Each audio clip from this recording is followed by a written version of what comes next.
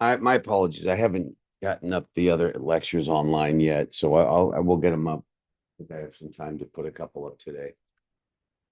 We're gonna go, as I mentioned, instead of doing mental and physical health, I'll talk a little bit about physical health here, but instead of doing that lecture, we're gonna switch it and have Sarah Moynier hopefully come in and help out with that next week as like a dry run for the whole course that we plan on making for future court classes, and maybe even make it part of the certificates of achievement, part of the degree. Certainly something in the AA that you can get from College of Marin as you go forward in either administrative justice or public health is what we are public safety is what we're calling the AA that we offer for College of Marin, that's got fire tech in it and everything else. There are these other things called certificates of achievement. They're largely to benefit students that don't have a lot on their resume yet. And they're a basic conversation starter for any fire crew you're getting picked up for. We get them. The first one is done when you get first responder, you get first EMR, and then you get your EMT. That's your COA1, your certificate of achievement. The first one. The second one is with all of the classes that we've created for fire tech. So it's those two, plus intro to fire, plus the kinesiology course. And then there's a work related one that the foundry students get, 255. You should be able to have options if you haven't had that 255 class. And this might be one of them, is this firefighter health and safety awareness, health and mental health awareness. And I think it's important. We're really covering our early safety bases in this class. If you haven't noticed, it's like before you rush in, let's talk about your own mental health and physical health, and then what the buildings are that we're going into, and then what fire is, just so you kind of, I think the way they built that in is so that you're thinking as you go and you're not just rushing like a moth to a flame directly into a fire. You want to know what the buildings are made of, what your job is, some things to watch out for clearly before you go in headlong.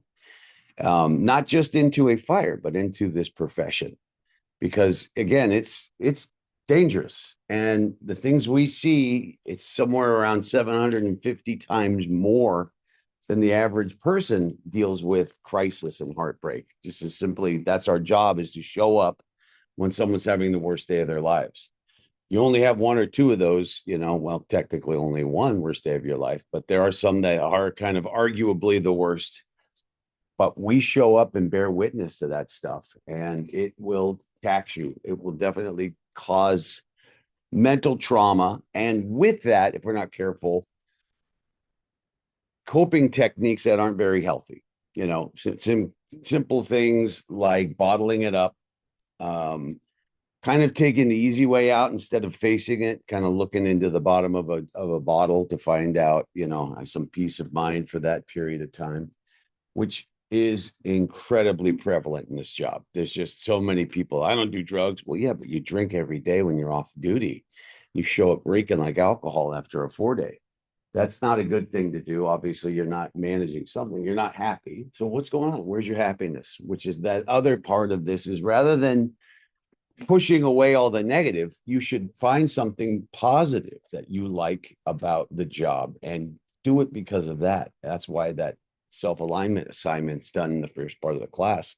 It's for you to kind of think about what do I love in this job, so that when it gets tough, I can put myself into that portion of it. I can kind of dedicate myself more. And really, there's two ways of going about managing your health and your mentality, and that's pushing away and being, hard nosed on stuff. And that's, to a degree, everyone needs discipline. The other half is finding your passion in this and making sure you get what makes you happy. It's a very selfish thing that you should manage. Good news is, like a lot of people that do this job, having an exciting job is really feeding that passion inside them. Helping others really helps feed that passion inside them. Just being around weird, strange patients in strange parts of life, unusual from the normal day to day, is, something that's like, wow, this is such a cool, weird world that I live in, that I walk between normality and chaos. And that kind of feeds your soul. I really think it's important that you keep in mind what makes you happy as you go forward. And when the going gets tough, use that to help you get through the tough times. Use that, not the negative stuff. So anyway, that is kind of my first part of this going forward. Let's talk about cancer risks, I think, first. And then we'll jump into decon procedures. How's that sound? Hang on. Wait a minute. Let's see. All right. What is this? Oh, yeah. There it is. Okay. Nope, that's not going to do it. Getting better.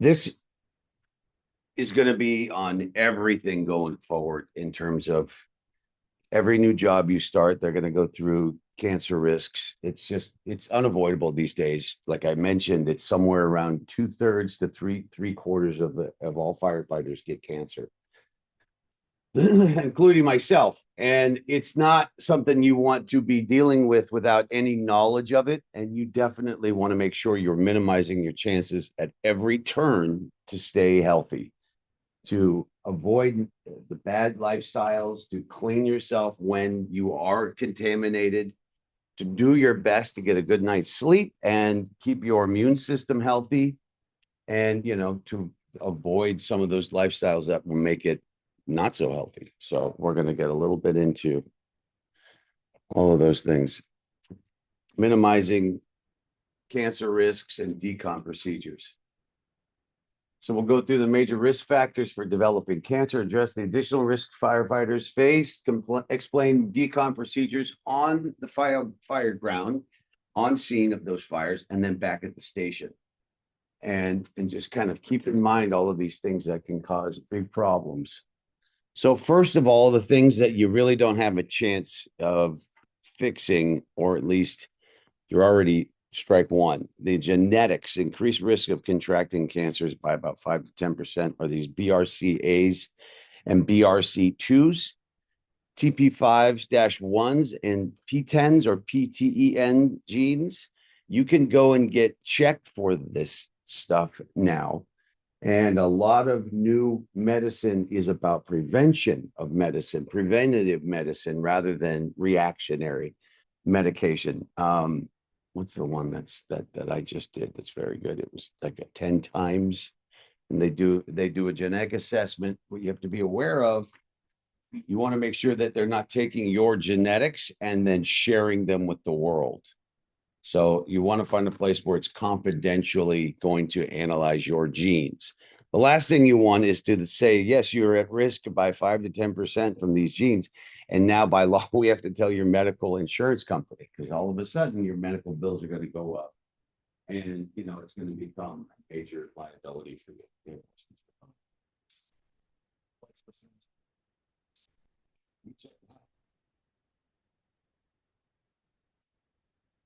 Your genes stay with you your whole life. Yeah. What's like the problem, or what's the percent?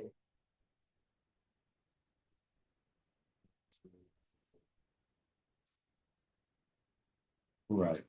Genetics versus lifestyle. No, not like.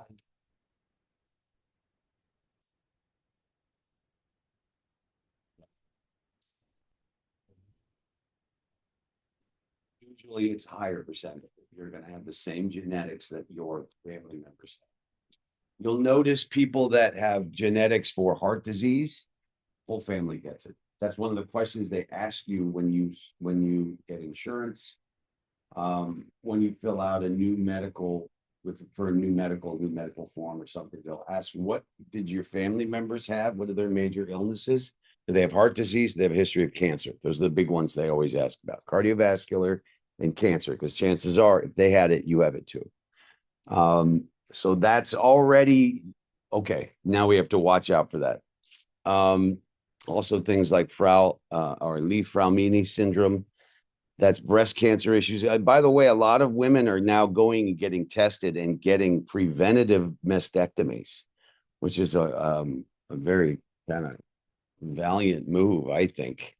That's a really hard decision to make. Or hysterectomy. So when women are found out to have these genetics, they kind of tell them, have your kids now.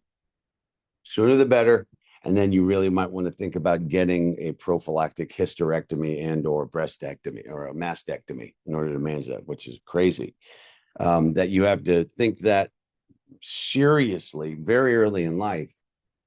Nevertheless, we're all fully alive right now. And you know what your decisions are now are affecting you then. So already we're at that age where our reactions and behaviors are fueling our results later on. Keep that in mind.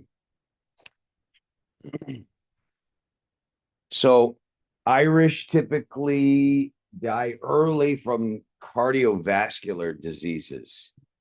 African Americans, Hispanics, usually cardiovascular and or diabetes. It's just probably with the natural propensity of whatever their diet and genetically was wherever these people were from, or where we're from, and in comparison to what we're eating in our daily allotment today, which is a lot of processed foods, a lot of foods that have preservatives, they're carbohydrates, they're starches. Now, I'm not a dietitian, but this is from what I've learned and how my body has responded to different dieting and different, I should say, different eating styles and exercise styles.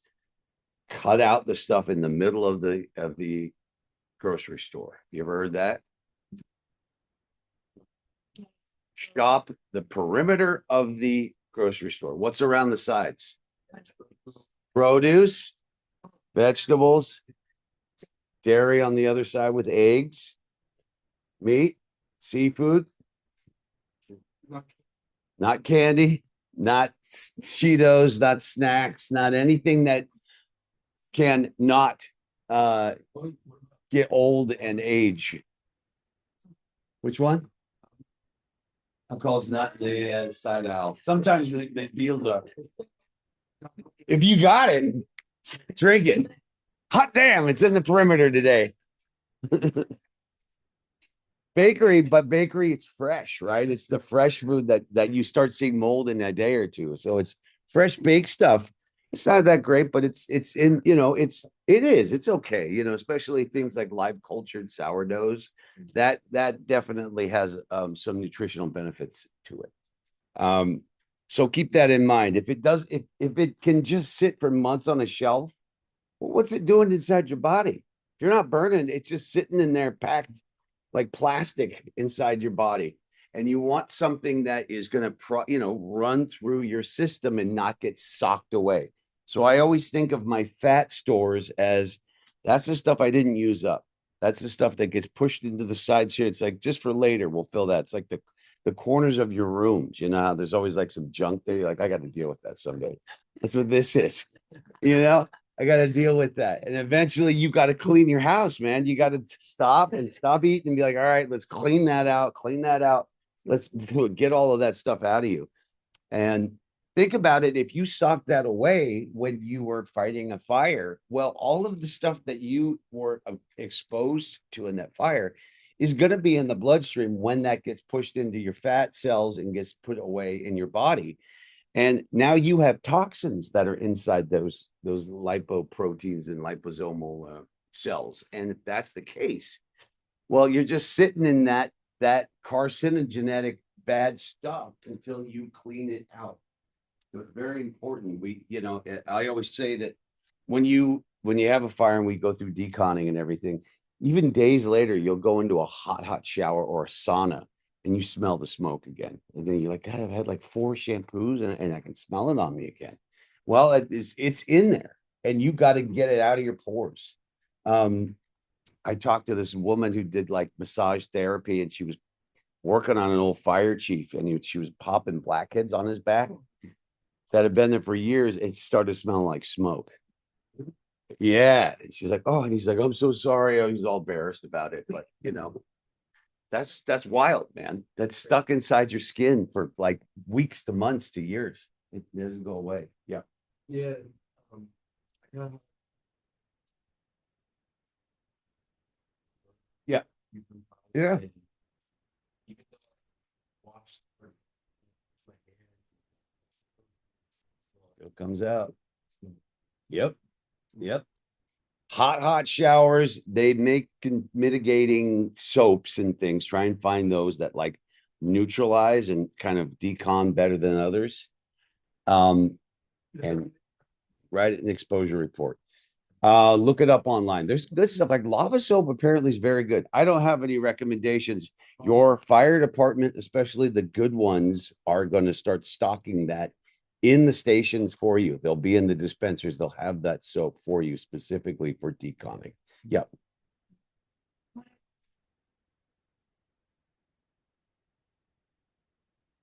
Mm-hmm. 100%.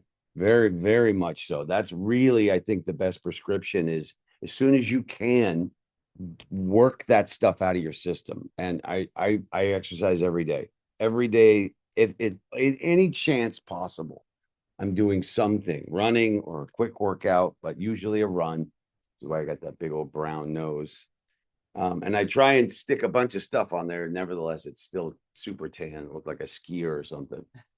But that's from I just run every day with my dog and try and get a good sweat going. If not that, then you can do a 20 or 30-minute exercise somewhere, something hard, something that gets you gassed and something that burns off that heat, burns your insides, and you just sweat it all off. Apparently, saunas are really good. Steam rooms, saunas, very good. You can do the heat and cold plunge. There's a really cool place that just opened up over by Baskin and Robbins called Fire and Ice, and it's for heat and cold plunging. And they also have sensory deprivation tanks too, so you can go and float and kind of peace out for a little while, which I always like doing. Yeah, that's what's Yeah. That's right. eat, Fair forward. do a sauna. I will say also they're finding that the infrared saunas, although not the traditional heat, infrared saunas have a beneficial impact on your heat shock proteins and cancer decontamination as well. So the infrared saunas have kind of an added, specifically found benefit to getting rid of carcinogens. So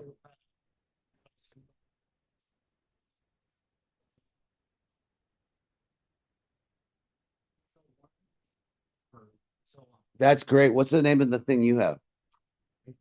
Heard a couple people talk. That's great. Yeah.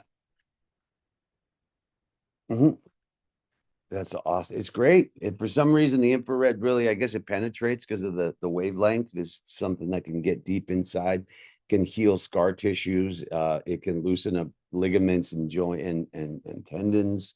And again, it supposedly decontaminates from carcinogens after cancer. So that's the move. I think as soon as I can't afford one, I'm gonna get a red light sauna, but I might even just get one of those things that the blankets in the meantime, you just sit and sweat in there. We used to do that in wrestling. We'd go in the drying room, put garbage bags on and just jump rope until you lost enough weight. And you'd be like, just pouring sweat out of your leg. And you're just losing water weight. You lose like 4 pounds of water weight between water breaks. It'd be like, dude, look, and you'd sit on the thing. You'd have to take your shirt off because your shirt's just soaking wet, and you'd be like 3 pounds lighter after you gulp down a bunch of water. It's crazy. I guess what a gallon is 8 pounds. So we've taken some big slurps. All right. So not much we can do for these genetics except find out about that. And I would say before you start spending a lot of money on different supplements, which is kind of what I do. But you should get tested, and they can tell you specifically what your body is naturally lacking in, what would definitely benefit you to take, and then you just stay on a minimal supplemental level that will keep you super what am I going to say? Immunely um, powerful and sleeping well, and that's really the big thing. They're also finding out like so much depends on sleep. Your body processes and dumps so much head waste when you get to sleep. It just drains the CSF and filters it out and cleans up your brain and your thinking, and really keeps yourself, keeps your mind awake and young, and your body has a chance to heal. So don't overlook the need for sleep. Yeah. How does your body? It drains it. There's little ducts inside the brain, and so the cerebral spinal fluid is always floating through the brain down to the spinal cord. So it's always circulating around, and then it dumps it off into lymph nodes and things. So it'll dump it out and drain it into the lymph system. That's basically your body's sewer system. It's a lymphatic system. That's why you're so worried. Like, you get cancer in the lymph, that means that those tumors have been floating through your body, getting drained, and they're sticking at spots. And so you're freaked out if you get it, something that starts to get in the body's drainage system. Yeah. Did you have a question? Okay. Okay. Yeah. So get checked out, get tested, supplements, something like that, and find out what you should be taking. That's a lot easier than just drinking, taking everything under the sun. I still do the same damn thing. But it'll make it easier for you. Tobacco, little talk on tobacco. Not many people still smoke, which is astounding. When I got in the fire department, there were still a lot of smokers. A lot of chewing, a lot of dip. Apparently, so here's the deal. It's a caustic chemical. It's a caustic leaf and plant, and so it can cause mutation at a cellular level. The actual tobacco possibly can. And so we're looking at increased risk if you're smoking of lung, laryngeal cancer, throat cancer, liver, pancreatic, colon, rectum, cervical, and stomach. And these kind of go all the way through your body. Also, bladder is typically a common one that firefighters get. If you look at what these do, laryngeal, throat, stomach, bladder, they're cells that reproduce very quickly, and they like slough, they shed. Skin cancer cells grow and they slough off. The mouth, have you ever burned yourself eating hot pizza or something? And then like by the end of the day, it's already kind of healed. It's your cells are being reproduced so quickly, they're just dropping new layers underneath, which is good for your body in terms of like healing. But if there's a cancer that grows in those, how fast do you think those tumors grow? Super fast. That's why they're so deadly. Things like liver, or sorry, things like bladder, stomach, throat cancer, lung cancer. They're just metastasizing and growing much faster than other types of cancers. So you really have to watch out for them. And they're all the things that like let's say you're in a fire and you're sweating, you're wiping your face, it's all over your face, it's on your hands, and then you're snorting and like spitting it out, or snorting and swallowing that. Well, that gets inside your stomach and your esophagus. It gets down into your digestive tract. It's in your bloodstream. Your bloodstream's getting filtered by the kidneys. The kidneys excreted into the bladder. And all of that stuff is just kind of sitting in there for a couple hours longer than the rest of the body. That's where you're going to get those cancers. The more that those chemicals can linger in that spot, the more chance they have of damaging the local cells. So you really have to watch out for that stuff. Things like pancreatic cancer, big concern is you don't catch it until it's much later in the game. It's kind of in a weird location, and it's hard to detect it, and it could be difficult until it's at like stage 3 or 4. Yeah.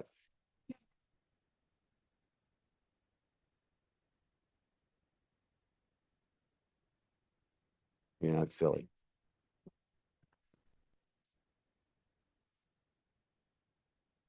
Right. Right.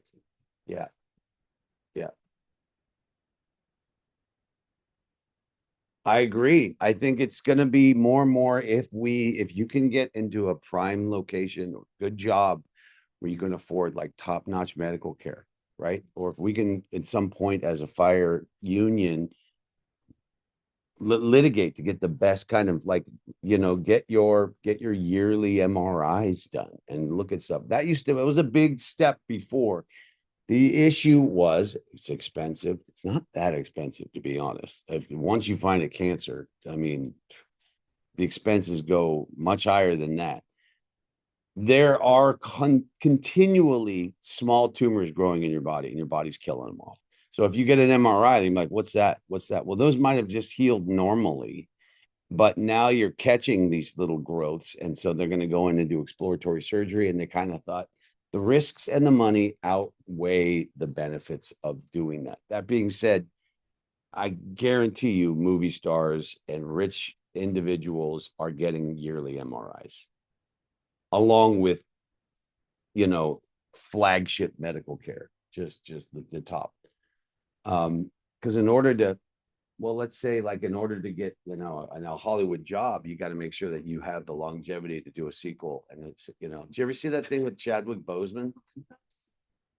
Did you see him when they're interviewing him? And they're like, what do you think about Black Panther 2? And he's like, I'm dead. I'm already dead. So, and everyone's like, oh, that's not a way to think. And he's like, okay.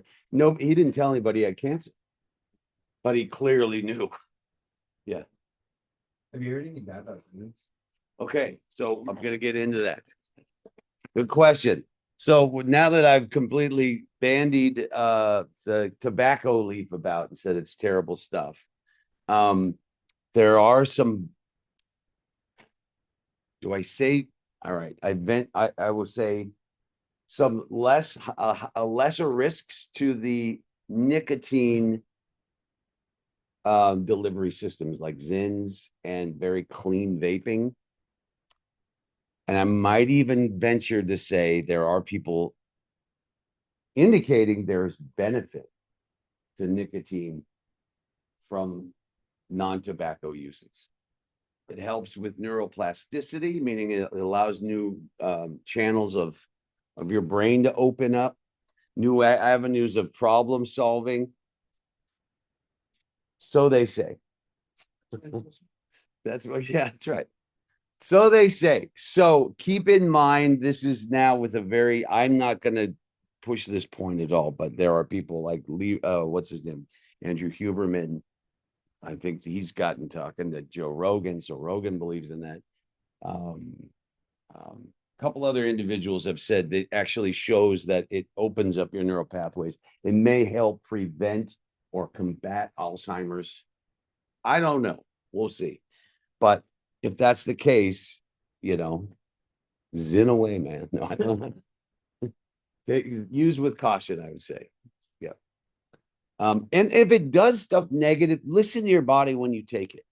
If you start feeling your throat getting sore, your stomach nauseous or kind of churning, or it feels acidic in your body, it's not agreeing with yourself. Listen to your body when you do it, and follow what it says.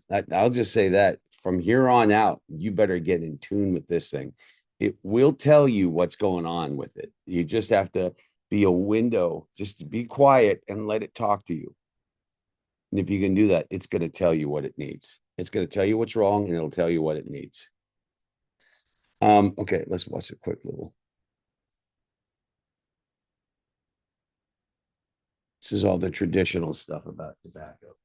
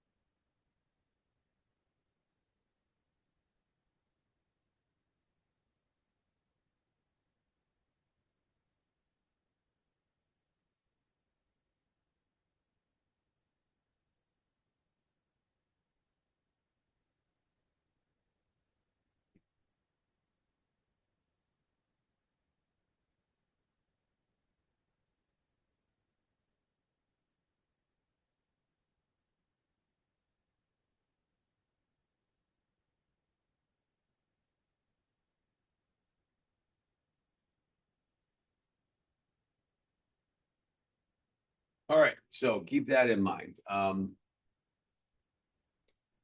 Clearly mouth and throat and esophageal cancer are ruthless. You don't want to die of those things. Freud had his entire mouth rotting away when he died from throat from mouth cancer or oral cancer, tongue, because he smoked. And that's actually why he did he did major studies on cocaine, because you give him cocaine to numb and to deal with the pain. And it turns out he really liked cocaine, especially if it's pharmaceutical grade cocaine, you know. Um, but it's a terrible way to go. The cancer is just eventually your body gets eaten up by it. That's what's going on. It's like being infested by a cellular weeds, and it's crazy. It's a terrible way of dying. There are better ways, I would say. Let's say that. Okay, so quitting tobacco, especially and let's think about smoking for a while. Like when my father started, guys would be smoking in fires. They would be like out in the smoke. He said the first fire he was in, he was with an old crew. He's a probate. And he's crawling in the smoke and his face is tearing up. He's like, I don't think I, and he's like dragging the hose line around. And he goes, I got somebody. He found a leg. And then a hand came out, like, get up, Proby. It's not hot. And they were all standing in the fire and he's crawling on the ground. They're like, get up. It's over there. Put it out. And they're all smoking cigarettes, you know? It's crazy, dude. Come on, get up. Look at the young kid. What an idiot, you know? Look at the rookie. And he's like, that's how it was, man. The guys would be smoking in the fire. They'd have drinks after they'd be drinking beers, doing salvage and overall, you know. Well, you got to realize these guys were all World War II vets. So they had basically saved the world, you know, and they had done, everyone's like, let them enjoy a drink, you know. They didn't get hammered to the point that they couldn't do the job most of the time, but you know, they came to adulthood like, you know, we're gonna go jump in Nazi occupied France. Let's all pass around the flask real quick and shave our heads and make mohawks as we jump in with our 45 Thompsons. Like, there's no way we can be as cool as that generation. There's just no way. There's just no way we'll ever be that cool. So kind of they get a pass in a lot of ways when it comes to the drinking and the smoking. Now that being said, the reason why we have all of these really good retirement plans was because they are bargained for them, but then really they didn't make it much longer after retirement. So 5 years later, they all died of cardiovascular diseases and cancers because of the way they fought fire, the way they lived their lives, especially the lack of any decon procedures. You know, it's gonna wipe you out early. So they lived hard in the first part of their lives, retired and died about. Really, it was a 5 year threshold. Everyone went, well, if you make it past the first five, then you're gonna make it another 25. But most of them didn't. Most of them didn't make it. So why? And insurance companies would be like, yeah, how much you want? Yeah, we'll match your retirement for 50. Yeah, well, yeah. Oh yeah, and all until the end of your life. Cool. Everyone's like, cool. So that means I'll be able to retire. I'll be able to travel. I'll put my kids in college. Nope. You died 3 or 5 years later. And they're like, great. We'll take all that money back. What else are we bargaining for your futures? When they retired? And they passed away, yeah. Yeah. 50s. 50s is like the big, you can make it through your 50s. That's another threshold period of time. If you can get it through the 50s, yeah. Yep. Yep. Most firefighters get the major diseases start in their 50s. So watch your 50s through your 60s, especially through 55 to 65. You're going to see people dropping off like flies. After that, the people that make it through that point, usually with good genes and good lifestyles, can make it much longer into their 70s to 80s, because they did a good job on themselves. They did good. Orwell has a saying. He said, up until 40, your parents are responsible for your looks. After 40, you're responsible for your looks, meaning everything starts taking its toll on your body in your 40s. Once you smoked and drank, well, now it's starting to show up after 40 years old. So you can definitely tell who took care of themselves. Well, within reason. There's some situations where you go, how did that person have a heart attack? Or how did that person die of cancer? It doesn't make any sense. here's my little thing. Nicotine products and nicotine vaping may be less damaging. And as I said, there might be some correlation to benefits from it as well. So alcohol, again, it's everywhere in American culture. We like to think that we're much more into the binging drinking. You're off weekends, rage. You know, all the sporting events in the weekends. You go, oh, dude, I was drinking from Friday night till Sunday evening, dude. I'm wrecked, you know. And that's kind of an American way of living. It's that hard living, go back to work during the week and work hard, and then play hard on the weekends. And just you know, be tough.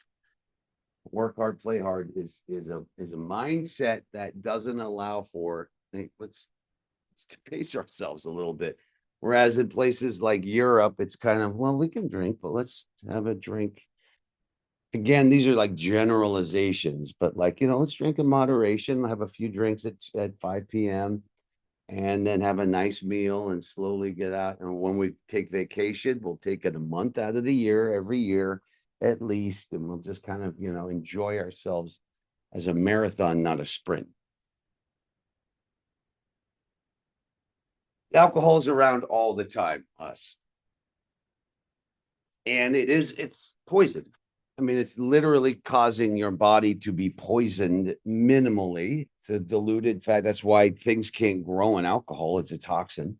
That's why most of the, you know, when you took trips on ships, the people that came across from Europe or anywhere else, they had barrels of beer or cider because that wouldn't molder and you wouldn't die of some kind of amoebic poisoning or something. The alcohol itself kept that your hydration clean relatively. So, you know, kids were drinking beer and ciders all the way across the Atlantic to America.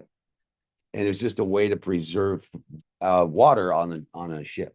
Okay, so we've kind of always had it around. As I mentioned, it's kind of a weekend thing. When I started, we would go out for breakfasts after big crazy shifts and get micheladas. You heard of micheladas? So good, dude. So good. Just beer and like what beer and tequila, tomato juice. Yeah, we throw super chavelas too. Chavelas, right? They're like a Bloody Mary with a shot of tequila and beer and a spicy, and they're great. So that was one. You go out with your crew and you'd be like, oh God, start at 8 a.m. too, by the way. Once you got off of work, you'd have a couple of drinks. But you like, and then if it were a bad shift, we'd kind of talk about it and then go home. And some people would keep that rolling throughout the next 4 days. Come back and they'd just be wrecked and their eyes are hanging and like, I hadn't even slept, dude. You're like, you got to take it easy, bro. That's crazy. I know. I just couldn't sleep. Well, if you're self-medicating to sleep with alcohol, that should be a warning sign. When we get into mental health things, you need to take stuff to sleep. Those are warning signs. Be aware of that and start looking at ways that you can mitigate it, slow it down, or cease it, or, you know, taper it off. Alcohol is one of those drugs that can kill you if you drink heavily enough and you stop suddenly. The other big one's benzodiazepines. So people that take Valiums or Xanax, those can have horrible detoxing effects on you. Alcohol can kill you, can give you delirium tremens or the DTs, can cause seizures, and seizures can cause hypoxia and can kill you that way. So cardiac issues. So hopefully you're not at that level yet.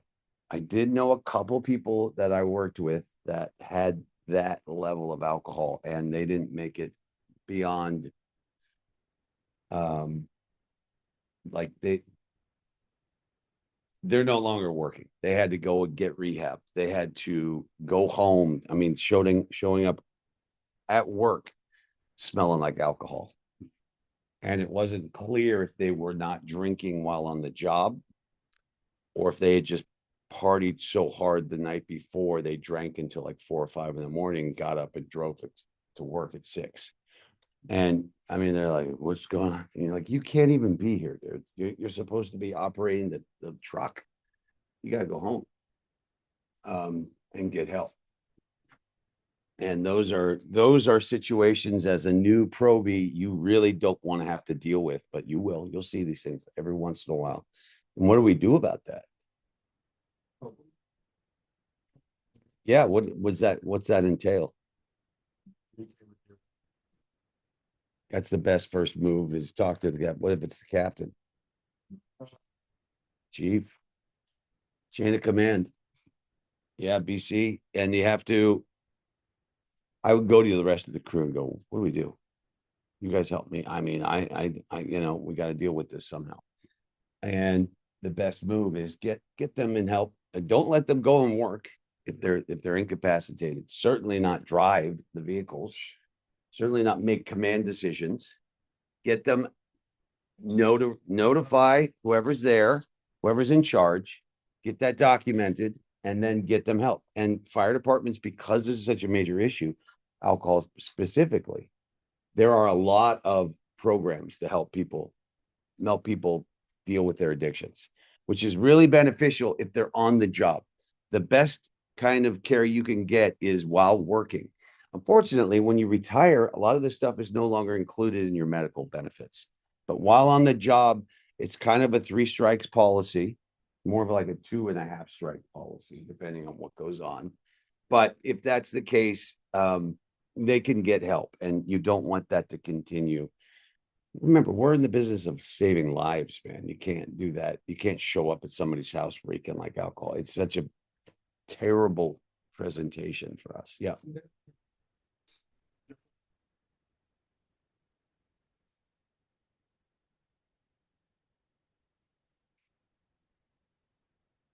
They show up to work. Obviously, they're not working. They're not, you know, clocking in, but like that wouldn't be their fault. No, Be a 3 strike. no, no, not at all. No, it's PTSD. And that could be also argued that you're self-medicating because of some mental trauma.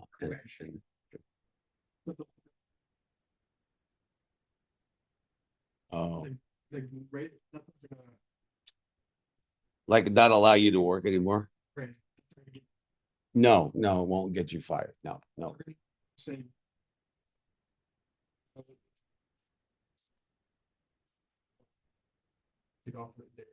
Paid time off, probably. They'll send you through rehab. Yeah. You'll keep your, yeah. Yeah.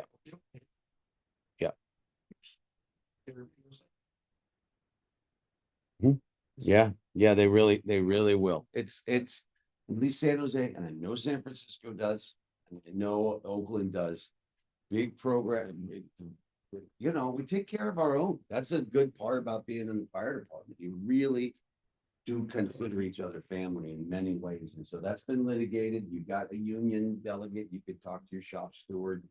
They'll cover you, as long as you're honest about it and you're serious about getting help, they'll allow that to go like that. You have a question? Yeah. Yes.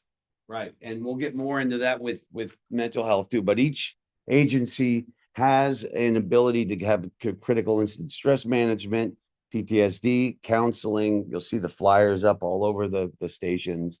Need help, call this number. They have to post that stuff by law. So it's up. Yep.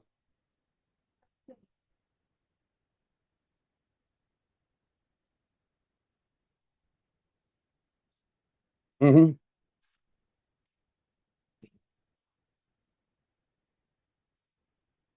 Oh,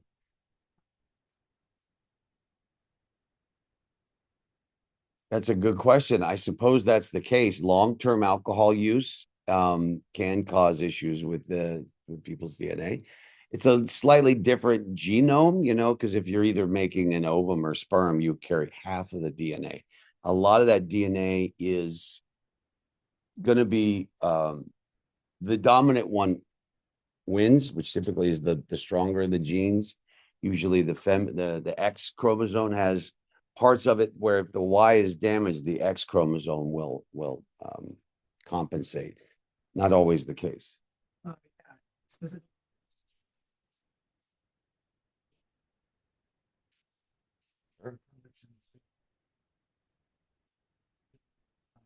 Yeah. Yeah, absolutely.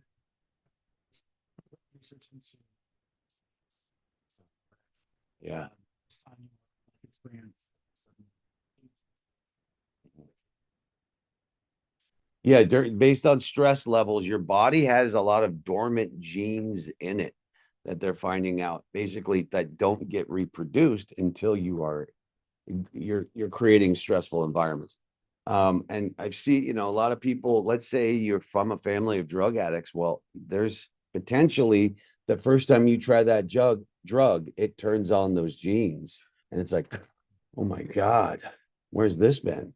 And now it's such a lock and you're almost like fighting that the rest of your life or finding something else that satiates that kind of immense joy. Yeah. Have you ever? I think sure. Yes, I've heard that. I think what it is maybe the people where I've seen that most clearly the case is when their parent was a raging alcoholic and they're like, well, number one, I don't ever want to be like that. Number two, if I want to survive this environment, I can't be like that. So by creating the connotation that alcohol equals that generation of kids stops drinking. They don't drink. I don't know if that's like every other thing, I wouldn't bank on that. I wouldn't bank on that. But I would say maybe do the lifestyle stimuli that might be the case. And that's not to say that there's still not the propensity to drink. It's just that they've managed to manage it out of their lives. Yeah. So here's some other things just with cancer, the increased risks, colon, bowel, breast, throat, liver, certainly kidney cancers. It increases all cancer risk by 6%. So now keep in mind when we're talking about this stuff, like we're already tallying up the increased risk factors, genetics, tobacco, alcohol, the propensity to drink and manage your life with this because it's genetically ingrained in you. And now we start adding bigger and worse things. So let's take a look quickly. So these are all the things that alcohol does. Limits, removes. You have to find a way to limit or remove alcohol from the body. It's going to slow down your metabolism. So you have to figure out a way to manage that. You have to get with that exercise to get rid of the toxins that are building up in your system. I think this is supposed to be exercise, right? That should say exercise, I think. So by managing it with exercise, you're starting to do all of this. Operate efficiently, clean your cells, reduces chances of poor diet and exercise and lifestyle decision making by exercising, right? So let me fix that. That's how you spell it? Yeah. All right. So that's the big goal. In fact, in terms of mental health, exercise increases like by a factor of 1 to 1.5 of your mental health, your resiliency. And you notice if you're on a plane, you're working out every day, it's harder not to do it that day. It's harder to eat something unhealthy when you're like, no, I'm like training for this thing. And your body's has more of a responsibility to itself, and it kind of doesn't veer off track. It's only after you run the marathon, the half mile, the half marathon, or the triathlon or whatever, and you're like, let's party, and then you go back to your old style. So I always like to keep something on the forefront to just keep your mind like, well, I'm going to hit that next month. There's no reason I should go to excess right now.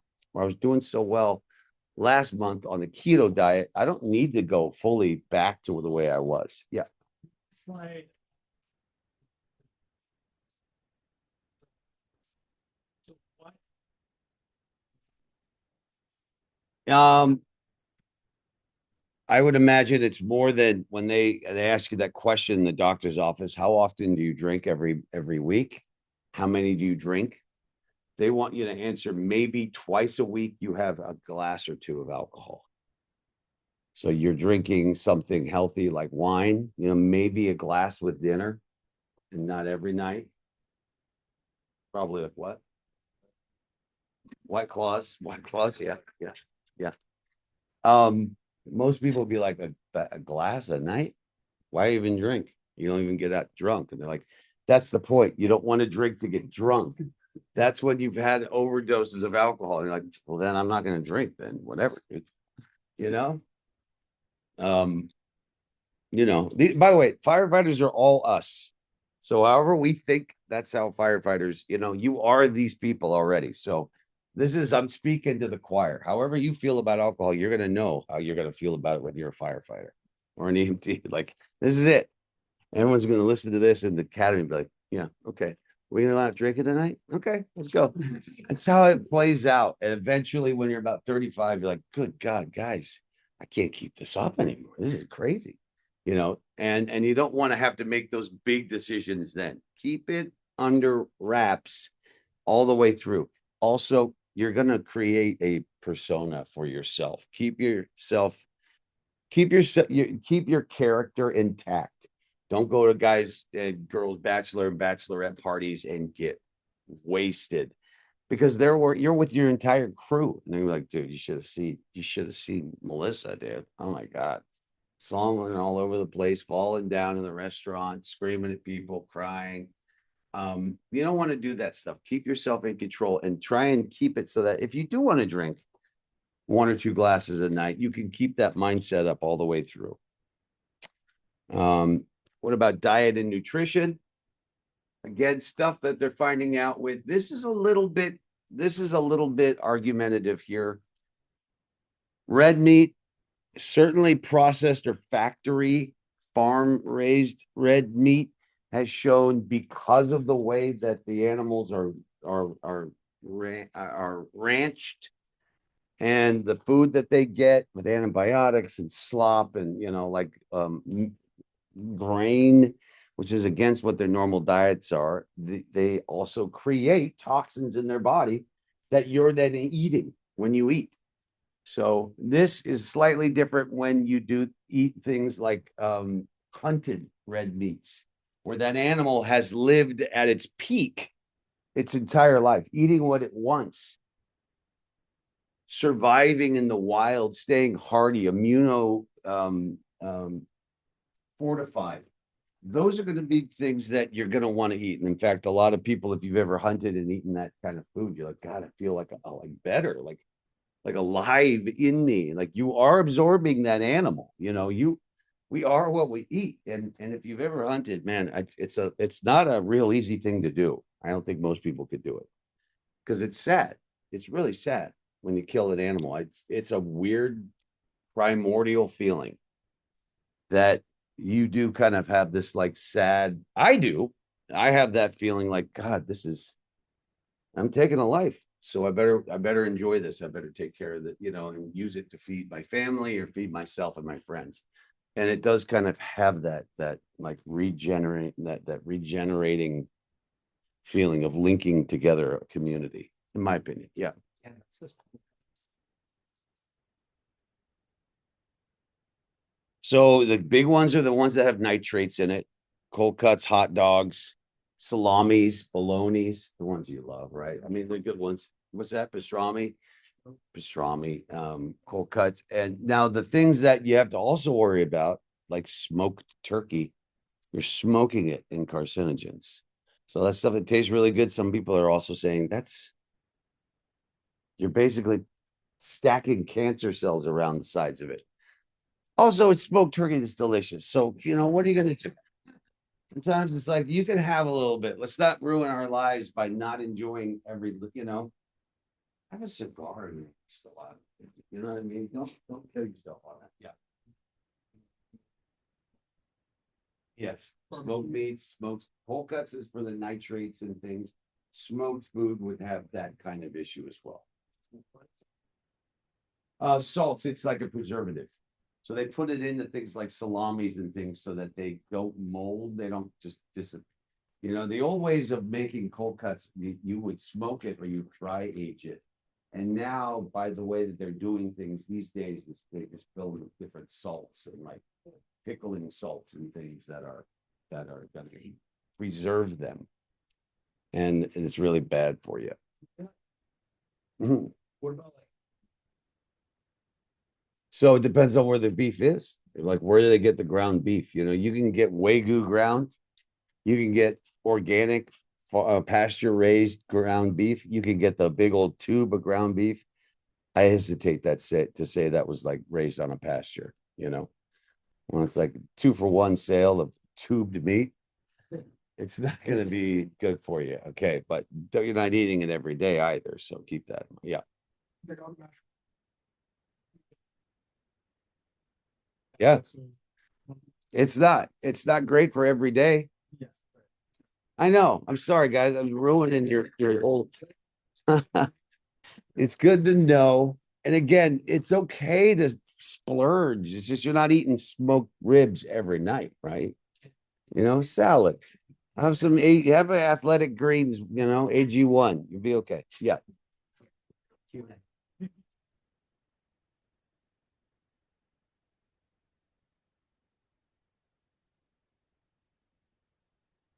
There's always going to be some, if you go farmers market's got all this stuff raised, grass fed, factory. You can get stuff there. It's going to be expensive. It's a little bit more expensive than the 2-for-1s. Stemple Creek is something that everyone talks about, or like Mary's Chicken. Like, you'll see them advertise the name of the company because usually there's some kind of, that's create a reputation. Those are going to be the ones that you spend the extra money on to get a little bit better, less toxic, more nutritious piece of meat. If it's expensive, then maybe you say, then I don't need to eat meat every day. One of the first patients I had that made me think about this, he was 94 and he was out riding his bike and he scraped along the stucco wall at Tiburon and just tore the skin flap off. And because his skin was paper thin. And I'm like, how old? He's like, I don't know. I was just out riding today. And he's like, I'm 94. I'm like, you're 94? He looks 64. And I'm like, what? He's like, it's just the skin, man. It just gets old and it kind of does this. But he was fine. But it had torn because it wasn't elastic. And I'm like, how do you make it so long? He's like, look, soup and salad's a meal, goddammit. He was like serious about it. I'm like, okay. He's like, that's all you need. You don't need to eat the whole thing. You can have it. Just take your time. I mean, that's what he meant. It's like, have some soup and that's good. Have a salad and you're good. You don't need meat every meal, and the more that check out the blue zones. Do you know what the blue zones are? Places all over the world where people live well into their 90s on average. And it's usually not red meat every night.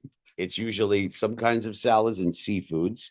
There's some kind of exercise built into their daily lifestyle, some kind of family obligation that's built in, and like a relevance. Even the old people have a job in the family or a job in the society. And all of that coupled together, and then maybe some kind of sustainable starch that has benefits to it, not potatoes, but sweet potatoes. Or like there's these Japanese, bless you, blue potatoes or something. What the hell is it called? Yellow, red potatoes. What are they? Purple. Yeah. And they're great. And so look at those meals. There's nothing wrong with that. There's nothing wrong with going, a couple of days without meat. You just eat your soups and you eat your salads, and that's a meal, I think. That's it. Yeah.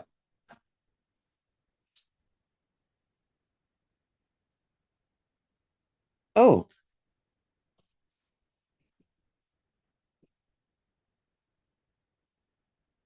there's an agency called Blue Zones.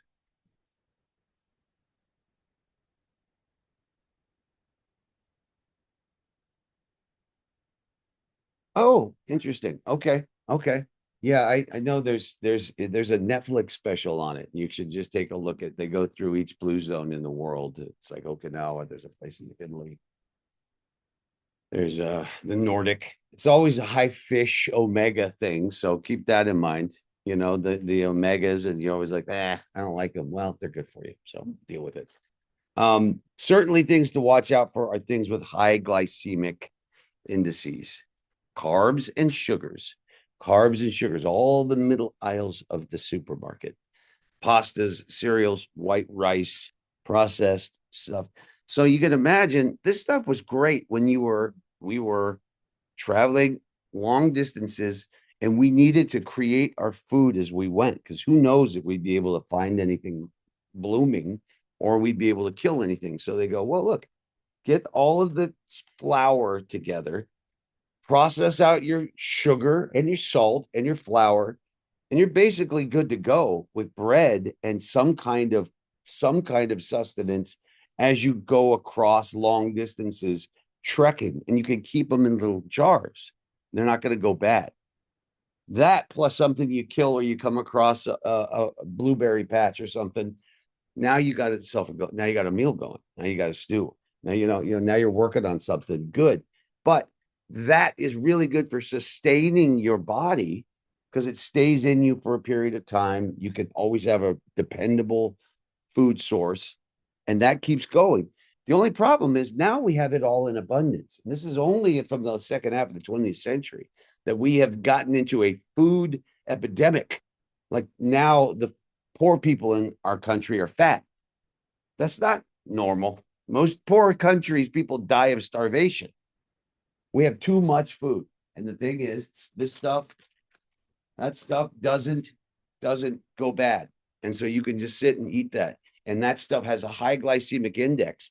It's dumping sugar into your system, or it's dumping carbs that process into sugar. And it's causing your pancreas to do extra work to dump all the insulin in. And it's creating a kind of insulin resistance that is definitely probably the leading cause of obesity in America. And they're also finding out probably a major contributor to Alzheimer's. Alzheimer's is now being called type 3 diabetes. Insulin resistant diabetes. Yes, it's type 3 diabetes. It's your brain's inability to take in sugars and process them and use them because it's now the cells are insulin resistant. Yeah.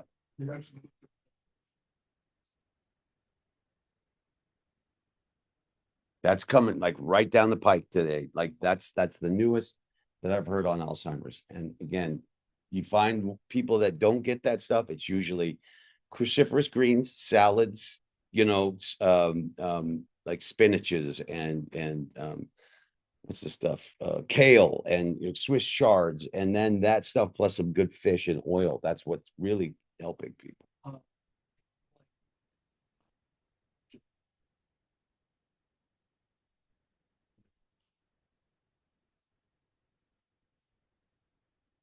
Very little bit, and you're right. So, and it's certain places in Italy and certain places in Japan. It's Okinawa where they a bit of white rice with a little bit of like sushi and things.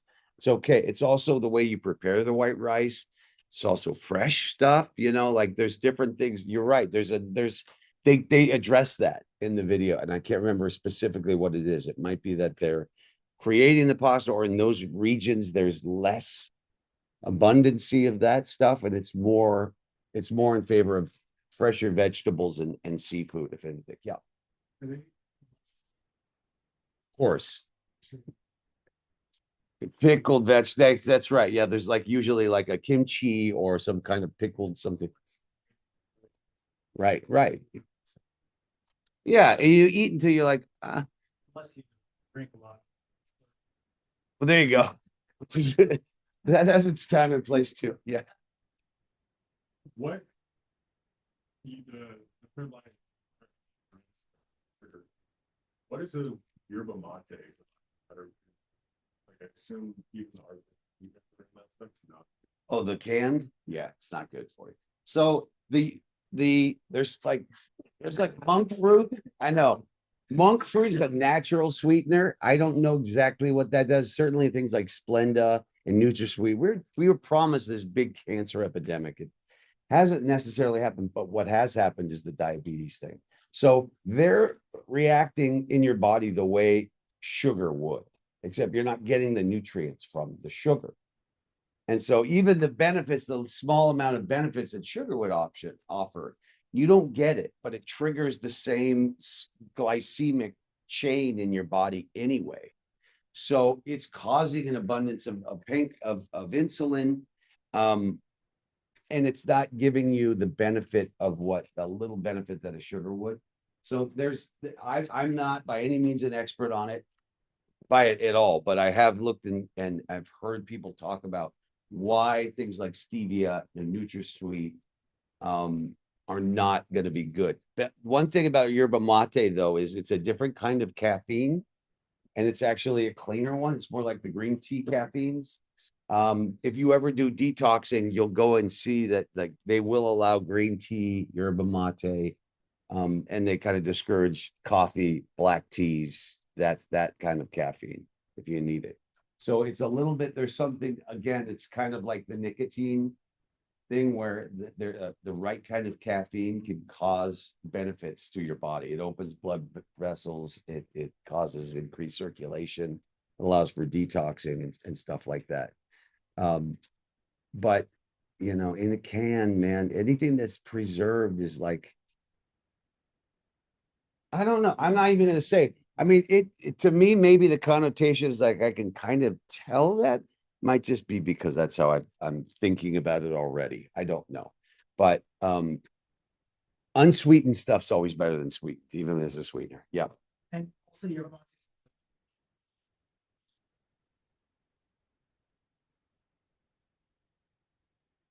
Unsweetened too, yeah.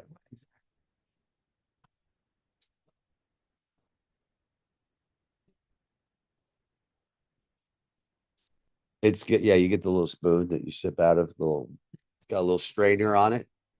Guy at work who was, yeah, when I first saw that in like '05 in Oakland, the guy at deployment would always have a yerba mate with a little spoon, and you suck through the spoon. It's got a little, like a grate on it, a little colander.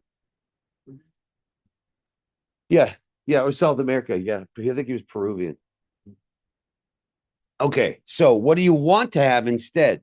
Well, antioxidants, stuff like blueberries, blackberries, tart stuff, high in C, high in K, high in um one of those oxalates, things that are really good for cleaning and scouring out your bloodstream, cleaning and scouring out your cells, absorbing free radicals, these like little leftover things that flow through your body after metabolism by metabolic respiration. So there's always these waste products that are floating around, kind of like the smoke from a fire. You can eat certain foods that will just encase that and get rid of it. So I mentioned AG1 or athletic greens. They're just a whole blend up of cruciferous greens that are good for your body.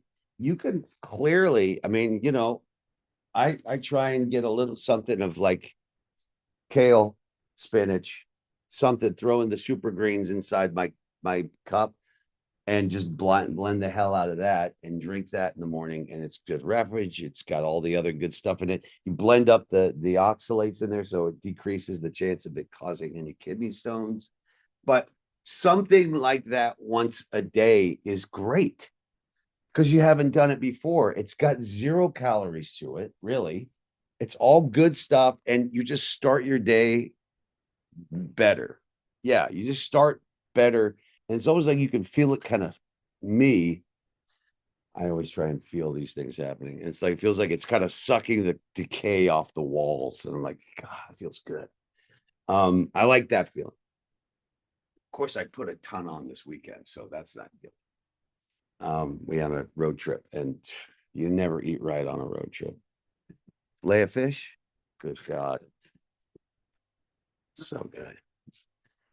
Eat with your eyes. They also is a saying. Something that's really bright and it catches your eyes. Big red strawberries, orange carrots, oranges. You want to eat stuff that is nature's attracting you to eat it. It's going to, among other things, have benefits to you health wise. So And then again, sedentary versus an active lifestyle, it's just very good. And it can be hard in this job when you're dealing with stress, when you're being woken up at night over and over again to get up the next day and work out. If you don't, you start down a sedentary lifestyle, which then slows down your metabolism, which makes it harder for you to work out. These feedback loops they're devious. So there was a period where I was up to 249. And a buddy of mine who was also 250, 246, we just started eating right at the firehouse. He was one cook, I was the other. And we shed like 40 pounds. About 3 months, 3 to 4 months. It went off quick. Well, so I've gotten back 10 of those right now, but it's because it's so easy to eat at a fire station that everyone's making 3 square meals a day. You're getting your food. There's always somebody bringing in donuts or bagels. And it's just so easy to be like, I'll just have half a donut. I'll just have half a donut. I'll just have half a donut. Before you know it, you've eaten 6 halves of donuts. It's just bad. And the big other thing that happens is when you are woken up at night, when you are awakened, your body gets into the survival mechanism where it feels like it has to binge eat. So a lot of people will come back from calls and just kind of open the fridge while I'm up. Well, I'll just have some of the cake that was left over from last night, or I'll just eat like a quick little last of the lasagna.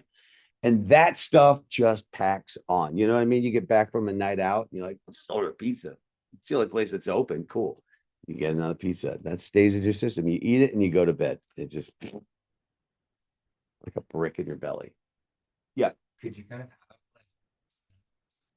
totally. like I don't know, like a rice cake, like Yes. What's an option that you would say to just have like Think bars. I have like keto think bars. I get up still in the middle of the night. I'm like, I need some sugar. And I like sneak around and I grab the think bars or the kind bars that are like 2 grams of sugar, but they're like nuts and something that fills. Or the other one, when I'm really being good, when I'm really good, slam a big jug of water. And it fills up your gut. You're like, oh, you don't have that gurgling pain, like hunger, the gurgling hunger. Yeah, you just stretch out your belly, and eventually you're like, oh, I guess I'm not really that hungry.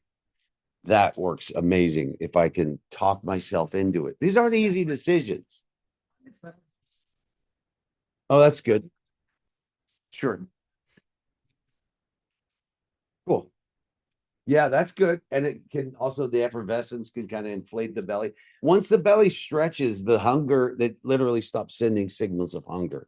So if you've stretched out that belly, a certain percentage of your hunger pains go away. So, but that's great. I like the idea of using some kind of like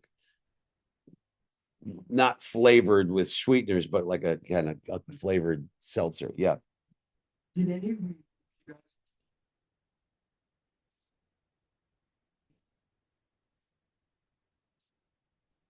No. say wake up, get dressed, and then get ready? Yeah, we would wake up and we would wear shorts, underwear, shorts, socks, and a t-shirt. And then any call we went on, we'd walk out in that, put on our pants, the turnout pants, and that would be about it, unless it were a fire. And then we put the overcoats, we put the turnout coats on.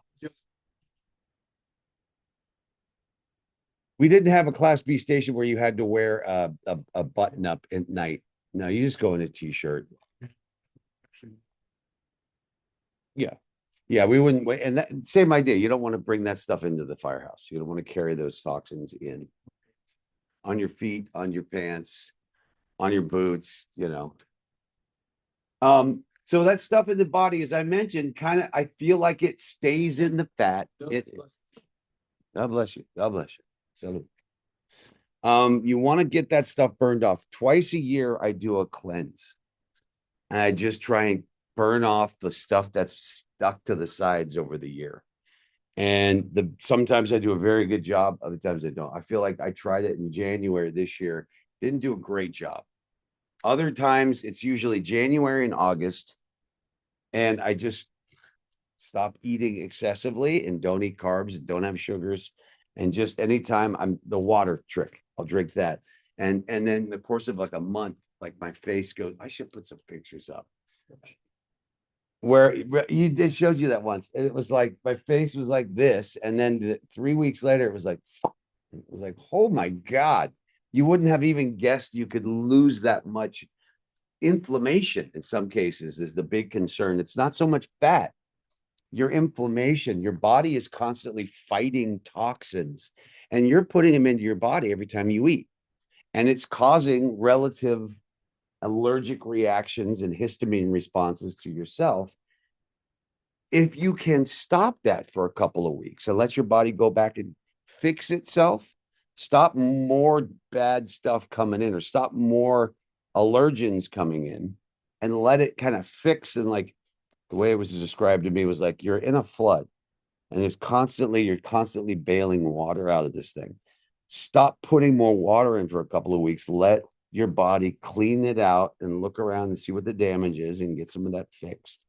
And then go back in. And then if you do it right and you do it regularly, like I do, I find that it's like now I'm regretting anytime I have some kind of carbohydrates or sugars or something, because I can see it starting back on me. And it's like, I'm less likely to want to do that.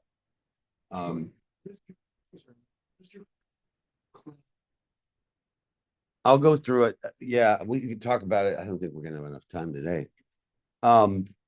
There are different cleanses you can go on. There's different like athletic greens you can do, like don't eat one of the meals, have a smoothie one, and then do like another good trick I was told was eat a ton of vegetables, like a plate of vegetables or salad. Slug as much of that as you can. You could just put a little olive oil on them and put them in the broiler, salt and pepper. Boom, that's delicious. Yeah, it's just a really good little broiled veggie thing. It's not like smoked and all, but you make onions, zucchini, oh, what are all the things I put in there? Carrots. You can put chard, you can put stuff in there and you just broil it for like 10 minutes. Take it out and you eat as much as you can. And then if you're still hungry, have some meat. Then have some meat, but fill your gut belly up with the good stuff. And then the chances of wanting to eat afterwards are going to be, you're not going to binge after that. It's a really good trick to get your good stuff in. And then when you're still hungry, then you have a little bit of the stuff you like, maybe a little meat, maybe a little long grain rice or something. Guys, again, this is what works for me. This is not any professional data, evidence-based stuff other than anecdotal myself. Yeah. What were you? Part of it. I wasn't dating anybody. So I go home and live it. Yeah, that could get tricky. Yeah. That could get really tricky. Like now my wife's a chef. So she's like, well, just try this. And I'm like, no, it's evil. She's evil. And that can happen. So, you got to watch out. But yeah, that's always a tough thing too, because you get there with the plate and you just got your veggies. And they're having cheeseburgers and steak fries. You're like, oh. But there's a certain amount of like pleasure in the suffering that I can take that I think also helps you a little bit. Like you can kind of just get an exquisite suffering pain that you're like, yeah, that's right. I'm going to say no to all this stuff. I'm going to say no to it all. And you just, it's like, it's a good energy. And as long as you make that healthily, so things. If you don't try it. Well, that's right. But you can always say, honey, listen, I really want to try it. Like, what I'm trying to do here? Why are you doing this to me? I'm going to fall for it. And that's just as good. That's just as good a flattery as anything else. So, find ways. It's a good exercise in communicating with your partner in a beneficial way. So ketone diets, intermittent fasting is a big one. The St. Mary's diet is like largely what they give patients that are going in for major surgeries. They're like a 3-day diet where it's just these vegetable soups that you have for like 3 days, and it completely cleans your system out, drops your inflammation down, and then they'll operate on people. And it can be used sparingly. Paleo, keto, other things to think about. CrossFit's good because of the type of exercise. I'm a little hesitant to say that you want to do this stuff under a timer. Because once time or people get introduced into the equation, you start doing stuff without proper form and start trying to speed through things, and then it's where injuries can occur. But some kind of exercise daily with some kind of moderated diet, you'll know what's right for you when you hit it. You're like, this is good. It's not great. I don't feel great. Maybe that's good. Yeah.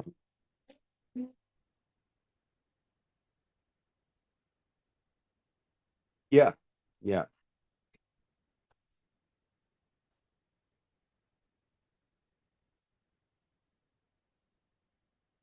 You have to figure that out. You really would have. So for me, there were times when I'd be at work and after like I worked out twice a day at work. That's when I shed 40 pounds. But after that, like I would be working on a fire and I'd get up and go, oh, and go back to work.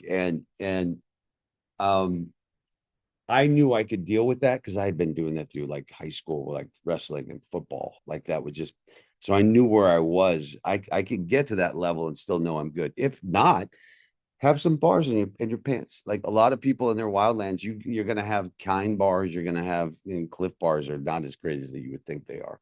They're loaded with sugars and carbs, but have them in your pockets. They'll have them at the fires. Usually they'll bring in the deployment trucks, the guys that come and do the reserve, Yeah. they have all like packs and boxes of that stuff that you can just go and just like eat a bunch and then deal with it. If it's a bad thing, you're not in there that long that you won't be able to, re-energize with something. Yep. Have you seen it? So,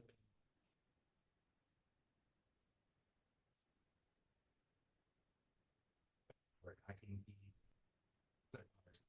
Yeah. Yeah.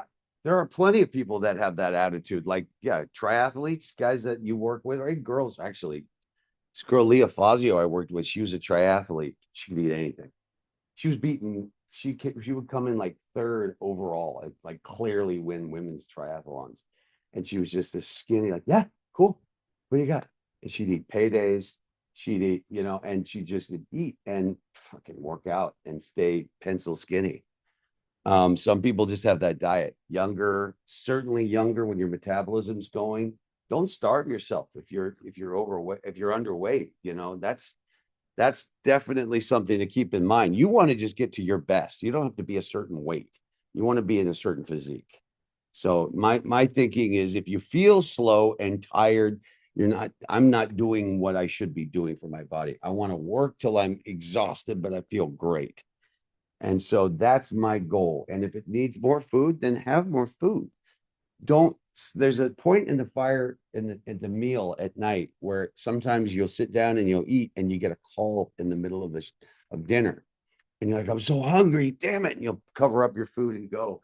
By the time you get back from the call, you're not hungry anymore. It's like if I had just waited, I probably would have eaten all of that, all the other meals. So slow yourself down, pace yourself, and eat slower. Yeah. My brother, like,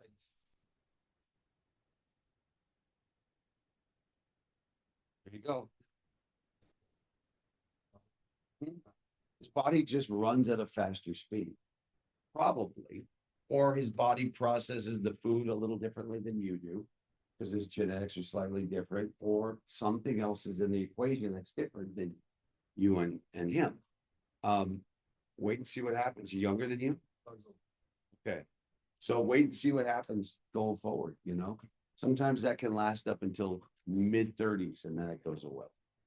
And that can be tricky in those situations because people that didn't have to worry about their weight and their health because they burn stuff off so fast didn't build in the regimen to manage it. So you get to that point, like, this is unbelievably hard. I'm not just losing weight. And it's like, because you didn't really set that up for yourself, you know, so you have to like, part of the routine is the discipline involved in staying at that weight. Yeah.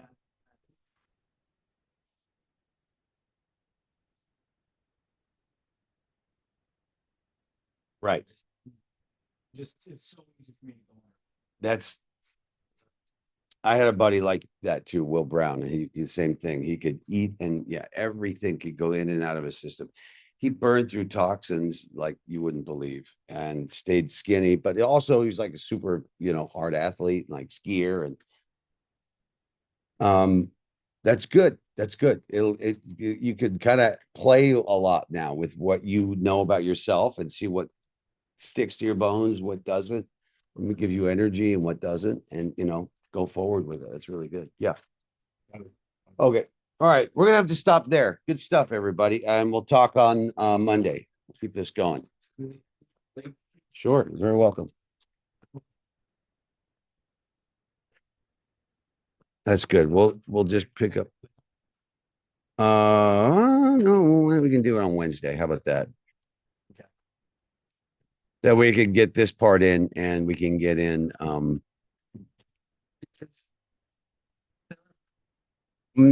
possibly. I'm not sure. We got to get in touch with her. No, I've sent an email out to her. I haven't heard yet. So no,